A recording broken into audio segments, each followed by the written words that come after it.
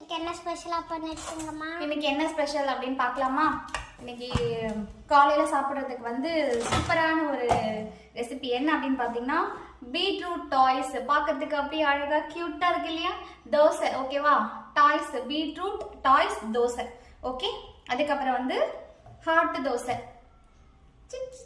அழகா இருக்கு இல்லையா? ஸோ காலையில சாப்பிட்றதுக்கு தோசை, அதுக்கப்புறம் சட்னி. மத்தியானத்துக்கு வந்து கீரை சாதம்.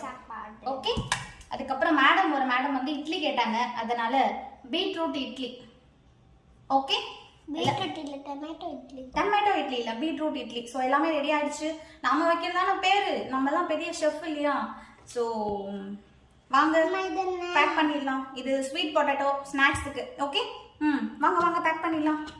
புதுசு புதுசா பேர் வைக்கீங்களே, உண்மையா அந்த பேர் தானா? ஆமா, அந்த பேர் தான். நம்பணும் சொன்னா. எனக்கு டவுட் வந்துச்சு. டவுட்டா? அப்படிலாம் இல்லையே, கரெக்டான பேர் தான் வச்சிருக்கேன். நான் கண்டுபிடிச்சு காட்டுறேன்.